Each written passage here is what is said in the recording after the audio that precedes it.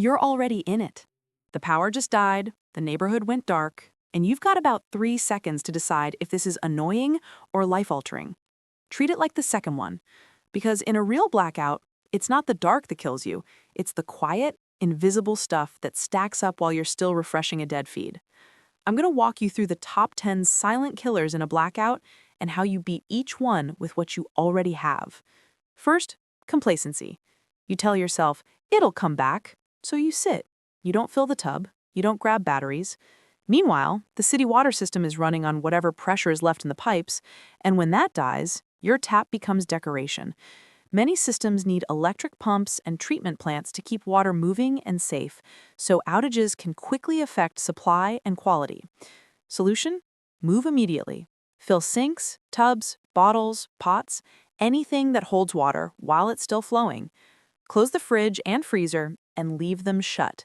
A closed fridge can keep food safe only a few hours, and a full freezer about a day or two.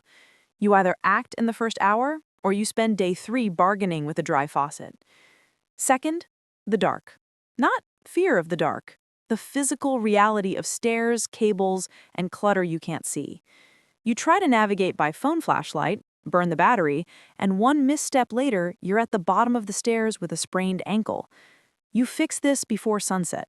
Clear paths between bed, bathroom, kitchen, and exit doors. Tape a small flashlight in each hallway at chest height so your hands stay free. Block windows so your light doesn't leak out and advertise you as the only house that still looks alive. Third, water. This is the one most people never see coming. You turn the tap, it runs, you relax. Meanwhile, power-dependent treatment systems might be down, which means contamination from microbes or sediments can sneak into what used to be safe. Dehydration is obvious. Bad water is quieter.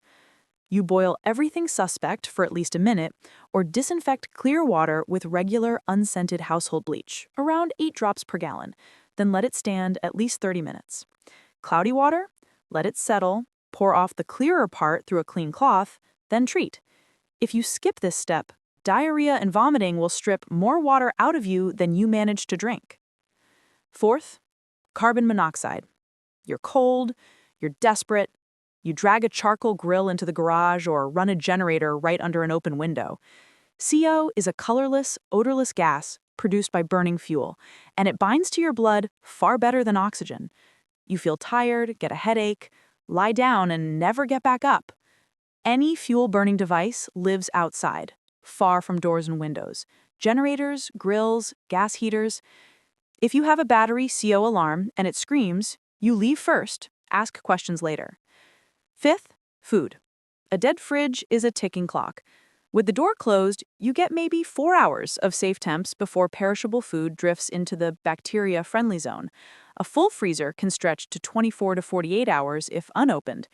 You don't check every 20 minutes. You plan 1 or 2 strategic openings. Cook high-risk stuff first, meats, dairy, leftovers, and eat or preserve what you can. Anything that smells off, feels slimy, or sat warm too long, it's not better than nothing. It's a hospital trip you can't make.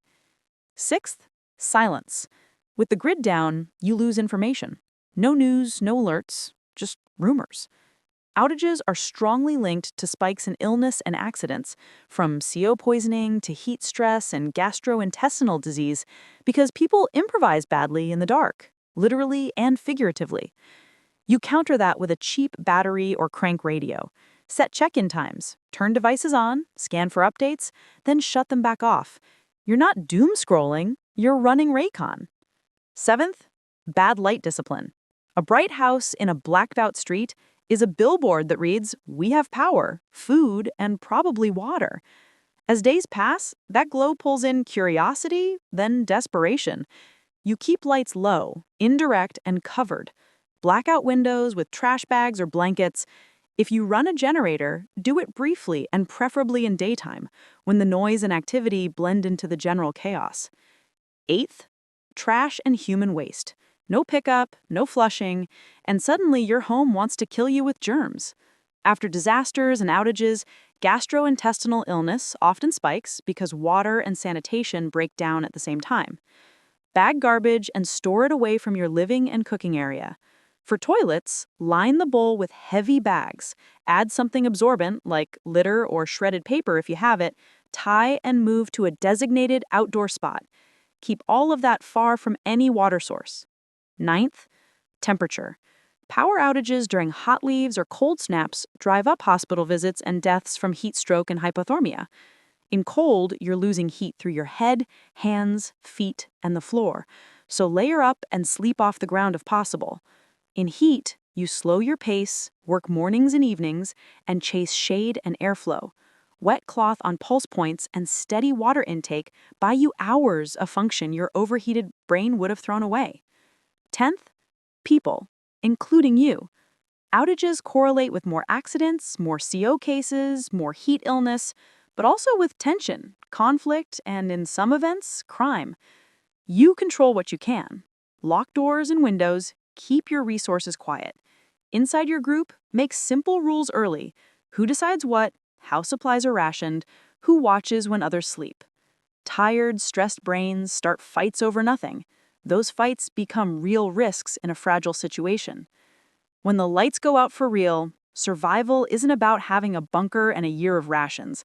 It's about how fast you crush these quiet killers before they stack.